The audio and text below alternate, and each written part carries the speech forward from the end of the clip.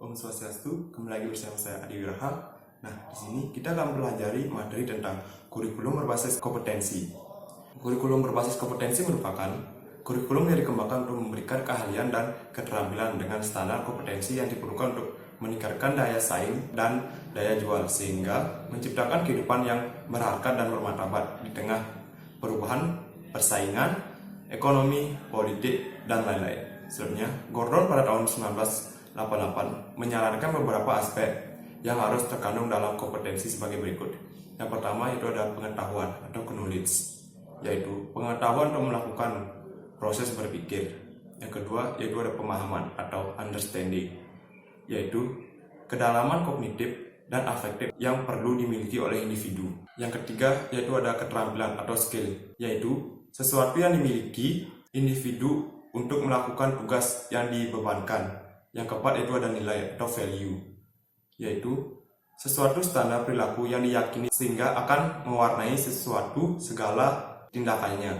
Yang kelima yaitu ada sikap atau attitude, yaitu perasaan atau reaksi terhadap suatu rangsangan yang datang dari luar. Perasaan senang atau tidak senang terhadap suatu masalah. Yang kelima yaitu ada minat, yaitu kecenderungan seseorang untuk melakukan suatu tindakan atau perbuatan untuk mempelajari materi pelajaran. Selanjutnya, karakteristik kurikulum berbasis kompetensi. Debdiknas pada tahun 2002 mengemukakan beberapa karakter KBK secara lebih rinci dibandingkan dengan pernyataan, yaitu yang pertama, menekankan pada pencapaian kompetensi baik secara individu maupun klasikal, yaitu isi KBK intinya sejumlah kompetensi yang harus dicapai siswa, dan kompetensi inilah sebagai standar minimal atau kemampuan dasar. Yang kedua yaitu ada berorientasi pada hasil belajar dan keberagaman, artinya keberhasilan pencapaian kompetensi dasar diukur oleh indikator hasil belajar.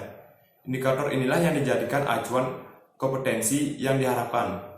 Proses pencapaian tentu saja tergantung pada kemampuan dan kecepatan yang berada pada setiap siswa. Yang ketiga, penyampaian dalam pembelajaran menggunakan pendekatan atau metode yang bervariasi sesuai dengan keberagaman siswa. Sumber belajar bukan hanya guru, tetapi sumber belajar lainnya yang memenuhi unsur edukasi. Artinya, sesuai dengan perkembangan ilmu pengetahuan dan teknologi informasi. Yang keempat, guru berperan sebagai fasilitator untuk mempermudah siswa belajar dari berbagai sumber belajar. Yang kelima, penilaian penekanan pada proses dan hasil belajar dalam upayanya penguasaan atau pencapaian suatu kompetensi. KBK mendapatkan hasil dan proses belajar sebagai dua sisi yang sama pentingnya. Asas pengembangan KBK. Pengembangan kurikulum berbasis kompetensi didasarkan pada tiga aspek pokok, yaitu asas filosofi, asas psikologi, dan asas sosiologi. Yang pertama yaitu ada asas filosofi. Berkenaan dengan nilai yang berlaku di masyarakat, sistem nilai erat berkaitan dengan arah dan tujuan untuk mencapai tujuan. Itu sebabnya dalam pengembangan KBK, filsafat sebagai sistem nilai menjadi sumber utama dalam merumuskan tujuan dan kebijakan pendidikan. Yang kedua itu ada asas psikologi. Berhubungan dengan aspek kejiwaan dan perkembangan peserta didik secara psikologi, anak didik memiliki perbedaan, baik minat, bakat, maupun potensi yang dimilikinya.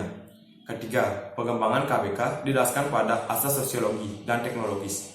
Hal ini berdasarkan pada asumsi bahwa setiap sekolah berfungsi untuk mempersiapkan anak didik mereka akan dapat berperan aktif di masyarakat. Selanjutnya, pengertian kurikulum berbasis masyarakat. Kurikulum berbasis masyarakat yang bahan dan objek kajiannya kebijakan dan ketepatan yang dilakukan di daerah, disesuaikan dengan kondisi lingkungan alam, sosial, ekonomi, budaya, dan disesuaikan dengan kebutuhan pengembangan daerah yang perlu dipelajari oleh siswa di daerah tersebut. Selanjutnya, karakteristik kurikulum berbasis masyarakat. Model pengembangan yang berpusat pada masyarakat adalah suatu bentuk kurikulum yang memadukan antara sekolah dan masyarakat dengan cara membawa sekolah ke dalam masyarakat atau membawa masyarakat ke dalam sekolah guna mencapai tujuan pembelajaran yang telah ditetapkan. Hamalik pada tahun 2005 merincikan karakteristik kurikulum berbasis pada masyarakat meliputi. Yang pertama ada karakteristik pembelajaran pada kurikulum berbasis masyarakat. Yang kedua, karakteristik materi pembelajaran. Yang ketiga, kegiatan siswa dan guru. Yang keempat, pelayanan dalam kurikulum berbasis pada masyarakat. Inovasi kurikulum berbasis keterpaduan merupakan kurikulum yang dirancang berdasarkan sistem keterpaduan dengan meniadakan batas-batas antara berbagai mata pelajaran dan menyajikan bahan pelajaran dalam bentuk unit dan keluhan. Berbasis keterpaduan meliputi berbagai komponen yang saling berkaitan, yaitu masukan yakni siswa, subsistem proses yakni metode, materi dan masyarakat, subsistem produksi yakni lulusan yang dikaitkan, komponen evaluasi dan umpan balik. Masing-masing komponen saling berkaitan, mempengaruhi satu sama lain dalam rangka untuk mencapai tujuan.